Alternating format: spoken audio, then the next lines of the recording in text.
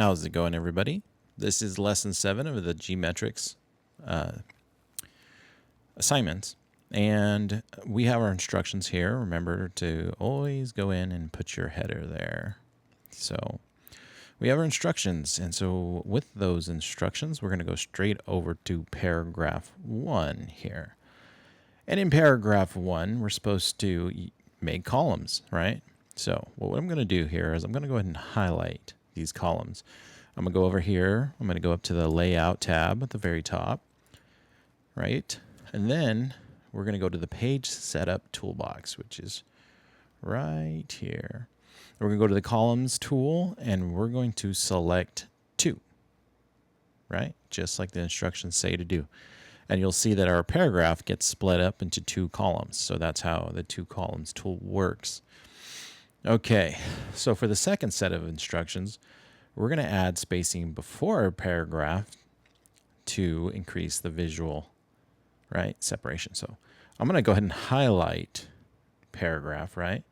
And we're going to, still in the layout tab, in the paragraph toolbox right here, we're going to use the spacing before tool. So you see spacing, there's before, and here's the tool right here. You could also launch it and use it right here, spacing before. I'm going to go ahead and not use that though. I'm going to just click it and you'll see, and the reason why I'm clicking it is so you can see the effect, right?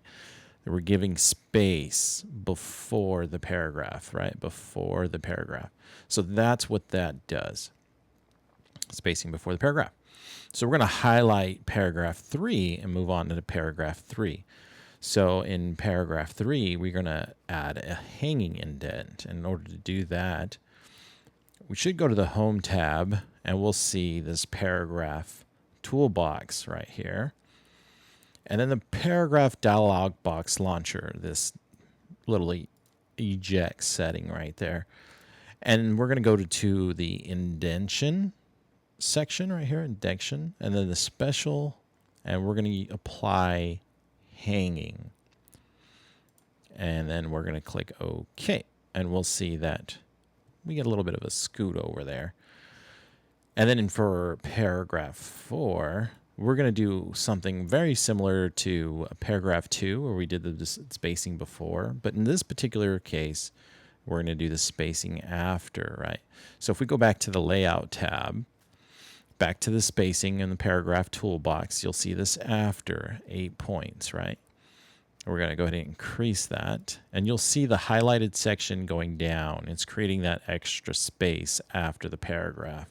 And since paragraph 5 is in the next page, you'd have to do it quite a bit before it bled down to the next paragraph. And it doesn't even look like it's going to because it's in another page. So that's interesting. So we'll go ahead and show that there's a paragraph there. And if we did a control enter here, which is a page break, you'll see that that paragraph is applying after to paragraph 5, right? So there's that. Which insert a page break is the next one. So if I went to, let's see, how do they want us to do it? The insert tab. Okay, so we're going to go to the insert tab.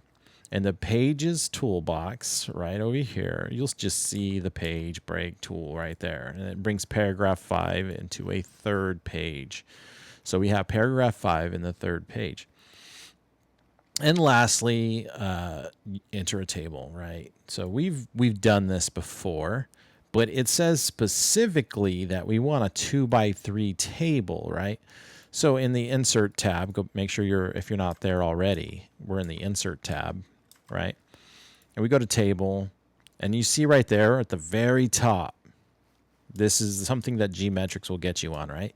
So at the very top, you see it says 2x1 at the top. If I go down 1, it's 2x2. And if I go over 1, it's a 3x2.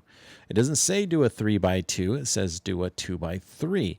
So then I'll come back and I'll go down 1 more, and there it is, the 2x3. So I'll hit that, and there is your 2x3 table.